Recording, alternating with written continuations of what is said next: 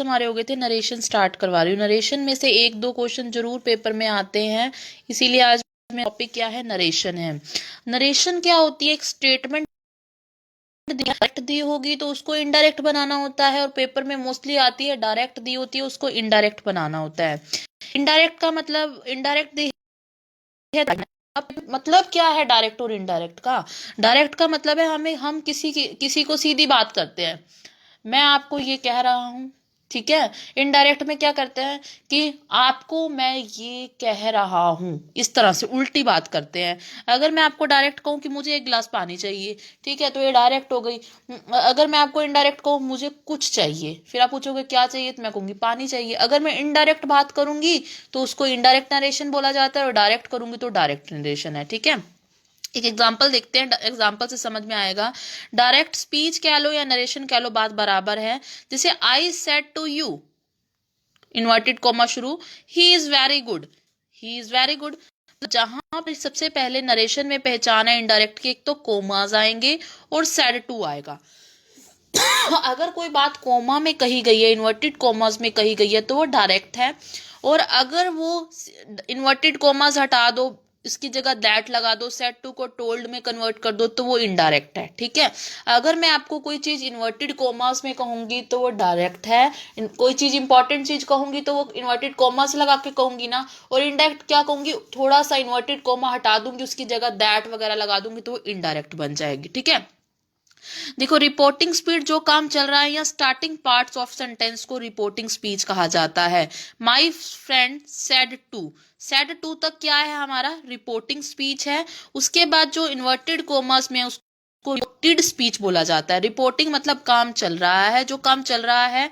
जैसे my friend said to, मेरे friend ने मुझसे कहा, कह रहा है ना अभी वो, तो इसलिए रिपोर्टिंग स्पीच। और जो कह चुका है वो रिपोर्टेड स्पीच कहा जाएगा। इन्वर्टेड कोमास को रिपोर्टेड, इन्वर्टेड कोमास से पहले वाले सेड टू तक के उसको क्या बोला जाएगा, रिपोर्टिंग स्पीच बोला जाएगा। देखो रूल्स क्या है इसमें, सेड टू इसमें किस में बदलता है, टोल्ड में बदलता है। सिंपल सेंटेंस में कंजक्शन कौन सी यूज होती है, दैट यूज होती है। ये तीन चीज चेंजेस होते हैं, एक तो टेंस चेंज होता है, एक प्रोनाउंस चेंज होता है, एक नियरेस्ट वर्ड चेंज होता है। टेंस, अब आपको टेंस याद करने और मोडाल्स आज करवाऊंगी, कल से आपको नरेशन स्टार्ट करवा दूंगी, मतलब आज रूल्स हैं थोड़े से। टेंस में क्या है, डायरेक्ट में हम अगर वर्ब की फर्स्ट फॉर्म प्लस एस और ईएस यूज हुई है तो उसको इनडायरेक्ट बनाने के लिए हम वर्ब की सेकंड फॉर्म यूज करेंगे। अगर वर्ब की फर्स्ट फॉर्म प्लस एस और ईएस यूज हुआ है तो उसको इनडायरेक्ट बनाने के लिए वर्ब की सेकंड फॉर्म यूज करेंगे। डज नॉट अगर डायरेक्ट में यूज हुआ है और डू नॉट यूज हुआ है, डज नॉट या डू नॉट, तो वो डिड नॉट में बदलेगा। Is am are was verb में बदल जाएगा इनडायरेक्ट बनाने के लिए। अगर इनडायरेक्ट वही बात है ना, अगर इनडायरेक्ट में वाज वर्ब यूज हुआ है तो इज एम आर में बदल जाएगा, मतलब ये इसमें बदलेगा, ये इसमें बदलेगा। जो आपको पता है ना, मैंने आपको भी बता दिया कि डायरेक्ट और इनडायरेक्ट की पहचान क्या होती है। इन्वर्टेड कोमा में कोई चीज कही है तो डायरेक्ट, और दैट यूज किया हुआ है तो इनडायरेक्ट।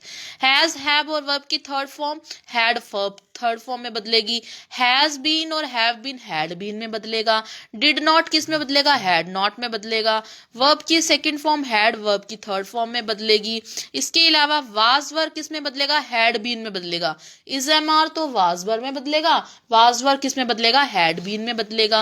हैड बीन और हैड की वर्ब की थर्ड फॉर्म, हैड बीन और हैड प्लस वर्ब की थर्ड फॉर्म में कोई चेंज नहीं आएगा। अब आता है मोडाल्स। अगर कोई मोडाल्स यूज किए हैं, विल वुड में बदलेगा, कैन कुड में बदलेगा, मे माइट में बदलेगा, शैल शुड में बदलेगा, है